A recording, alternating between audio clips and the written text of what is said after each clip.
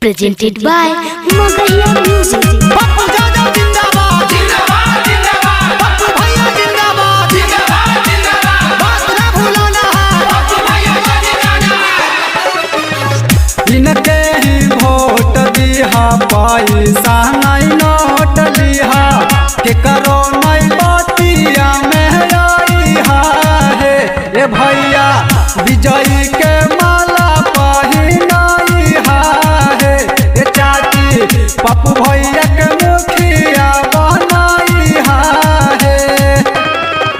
इनके ही वोट दिहा, पैसा नहीं नोट लिहा, के करो नहीं बतिया में आई है। ए भैया जीते वाला माला पहिनाई है।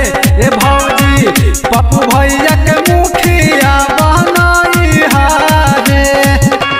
पप्पू भैया जिंदाबाद जिंदाबाद जिंदाबाद, जंजर का है यही पुकार पप्पू भैया की बात, जंजर का है यही पुकार पप्पू भैया की बात, पप्पू जादव जिंदाबाद जिंदाबाद जिंदाबाद। Music by PM Bihari।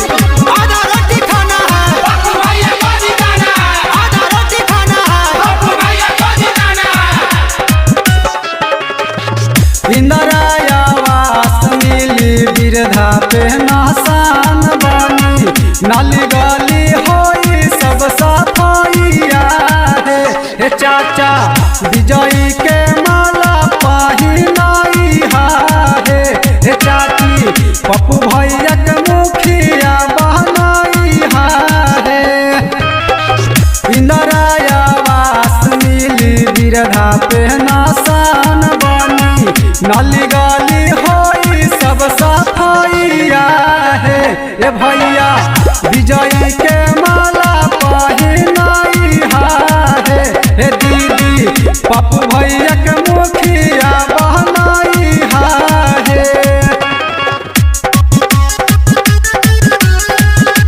Pappu भैया जिंदाबाद जिंदाबाद जिंदाबाद, पप्पू जादव जिंदाबाद जिंदाबाद जिंदाबाद, जिला पंचायत का जनता जिंदाबाद जिंदाबाद जिंदाबाद, जिला पंचायत का जनता जिंदाबाद जिंदाबाद जिंदाबाद।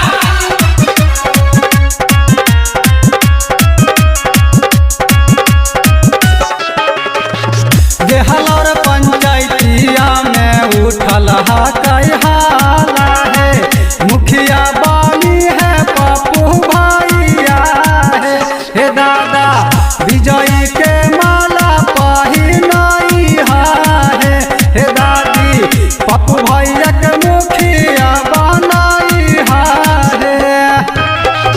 देहलौर पंचायतिया में उठल हाय हाला है, मुखिया बानी है पप्पू भैया है। ये चाची विजयी के माला पहिनाई है। ये चाचा पप्पू भैया के मुखिया बनाई है। पप्पू जादव जिंदाबाद जिंदाबाद जिंदाबाद, पप्पू भैया जिंदाबाद जिंदाबाद जिंदाबाद, बात ना भूलना है पप्पू भैया को जिताना है, बात ना भूलना है पप्पू जादव को जिताना है। जंजर का है यही पुकार पप्पू जादव की बात, जंजर का है यही पुकार पप्पू जादव की बात। पढ़ल लिखल हाथिन ईमानदार उम्मीदवार हाथिन, सब मिल के वोट देवे जाई है। ये भैया जीते वाला माला पहिनाई है। ये भौजी पप्पू भैया के मुखिया बनाई है। प्रमोद सिंघानिया से है हाथा जोड़ीबा, सब मिल के वोट देवे जाई है। हे चाचा विजयी के